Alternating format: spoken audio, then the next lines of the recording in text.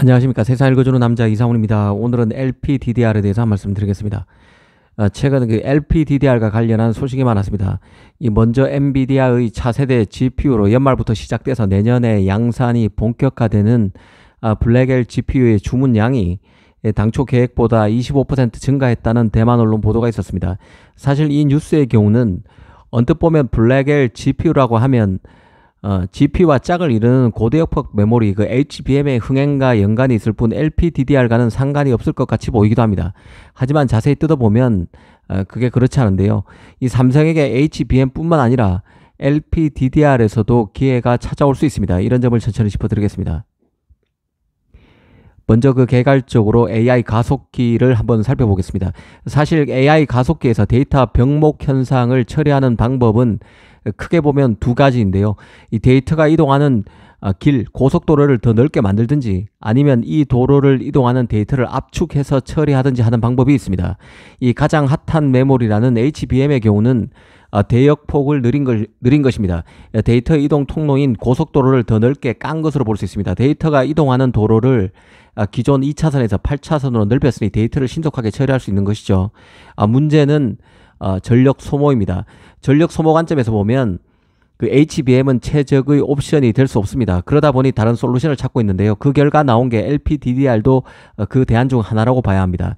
LPDDR은 데이터가 이동하는 도로 폭을 넓히는 대신에 이 도로를 지나다니는 데이터의 크기를 압축했다고 볼 수 있습니다. 기존에 도로를 움직이는 데이터가 트럭 크기였다면 LPDDR에서는 경차 크기로 데이터가 홀쭉하게 압축됐다는 의미입니다. 발상을 바꾼 것이죠. LPDDR이 데이터를 성공적으로 압축해내면 굳이 넓은 도로망 역할을 해주는 HBM을 쓸 필요도 없어질 수도 있습니다. 젠슨 낭은 이미 자신의 프로세서에 이런 LPDDR의 장점을 접목하고 있는데요. 이번에 주문이 당초 예상보다 25%나 더 들어오고 있다는 블랙엘의 경우는 모델이 세 가지입니다.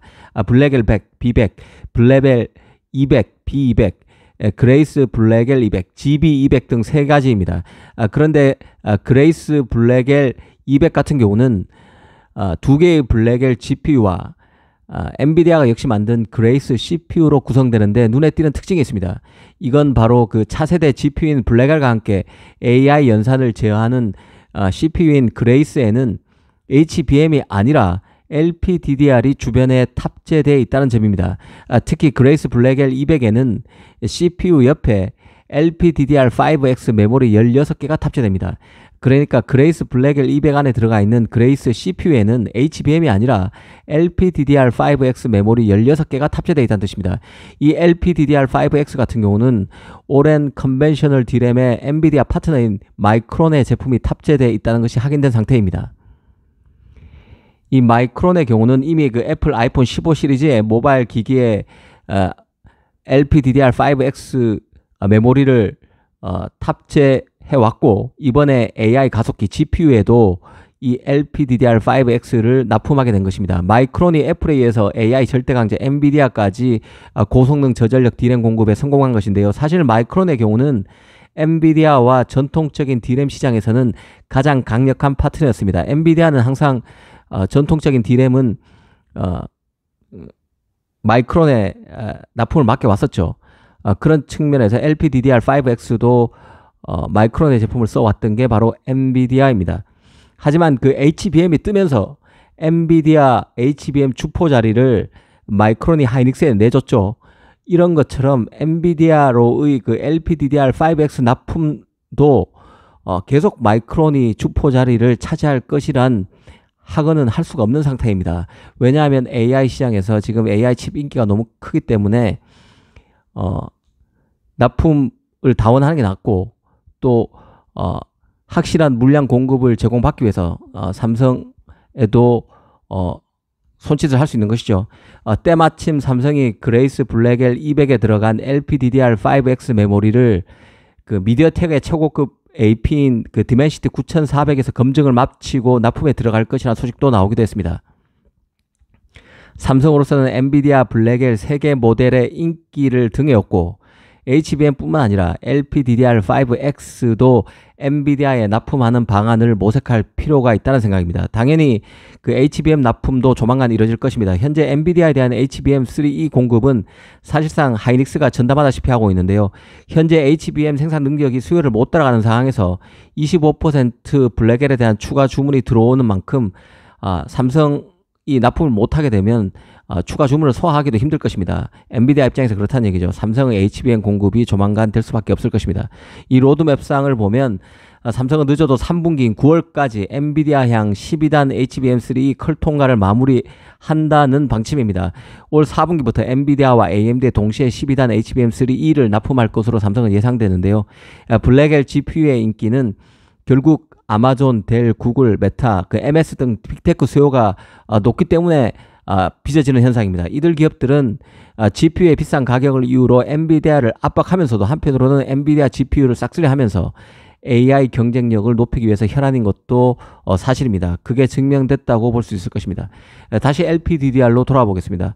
이 엔비디아만 놓고 보면 그 LPDDR5X를 마이크론이 납품하면서 국내 업체가 마이크론의 시장 점유율에서 뒤지는 것 아니냐 하는 생각도 해보게 되지만 전체 양상 그렇지 않습니다. 현재 LPDDR 시장은 삼성이 시장 점유율 55%, 하이닉스가 24%가량 됩니다. 이 두 개 회사 합치면 80% 정도 되는 것이죠. 마이크론은 17% 정도입니다. 이 삼성은 초당 10.7 기가비트를 전송할 수 있는 성능을 갖춘 LPDDR5X를 개발해서 속도 경쟁에서 앞서 나가고 있는데요. 이 하이닉스 같은 경우는 LPDDR6를 출시하기 전에 LPDDR5X 성능을 업그레이드했다는 LPDDR5T를 내놨습니다. LPDDR5X보다 성능이 10% 이상 더 낮다는 설명을 내놓고 있는데요. 전송 속도도 초당 9.6 기가비트가 가능해서 삼성보다는 조금 약하지만 조만간 하이닉스는 삼성과 같은 수준인 초당 10.7 기가비트 제품도 상용화한다는 계획입니다.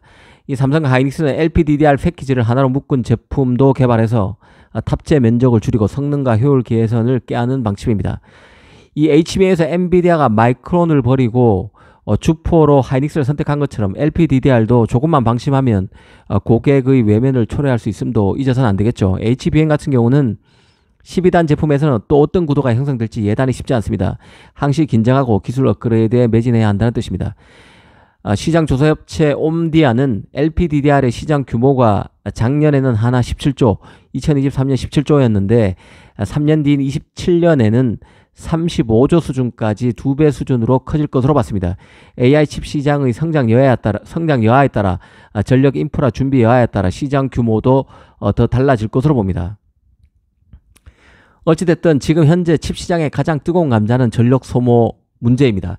앞서 말씀드린 블랙엘 GPU 2개와 그레이스 GPU 1개를 조합한 그레이스 블랙엘 GPU 같은 경우는 최대 2700W까지 소모해서 대규모 클러스터 조성에 어려움이 있다는 지적이 나오는 게 사실인데요. 역으로 보면 그레이스 블랙엘에 CPU 옆에 LPDDR을 탑재하는 것은 불가항력적인 측면이 있다는 의미도 되겠습니다. 이 시장에서는 그간 엔비디아 GPU가 너무 많은 전력을 소모한다는 문제의식이 컸는데요. 이 때문에 엔비디아가 호퍼 블랙엘 다음에 나오는 GPU인 베라루빈 GPU에서는 이런 과도한 소비 전력을 줄이는 솔루션 마련에 초점을 맞출 수밖에 없을 것입니다. 결국 달리 보면 LPDDR의 활용이 더 많아질 것이라는 의미를 함축하는 것이죠. 특히 기기 자체에서 인터넷 연결 없이 AI를 구동하는 온디바이스 AI가 뜨고 있는데 여기에도 결국 저전력을 특징으로 하는 LPDDR이 핵심 메모리로 부각될 수밖에 없습니다. 이 점을 잊지 말아야 합니다. 일전에 그 AI 초기 시장에서 승자의 조건이 GPU와 HBM 조합으로 결론이 났다고 말씀드렸는데요. 이 결론이 계속 유지된다는 보장은 없습니다. 데이터의 효율적인 처리를 위한 그리고 전력 소모를 최소화하기 위한 다양한 칩 간 조합이 지금 계속 실험 중에 있습니다. 아시다시피 젠스상이 언급했다는 LPDDR만 해도 이미 네이버와 삼성 간의 연구 결과물인 마칩을 통해서 구체화되고 있습니다. 마칩은 GPU와 HBM 조합이 아니라 NPU와 LPDDR 간의 조합이죠. 올 연말 마칩이 나오게 되면 아마 또 시장에 다른 충격을 줄 수도 있을 것입니다. 앞으로 LPDDR 경쟁, AI 칩에서 LPDDR의 활용을 잘 살펴볼 필요가 있다는 생각입니다. 감사합니다.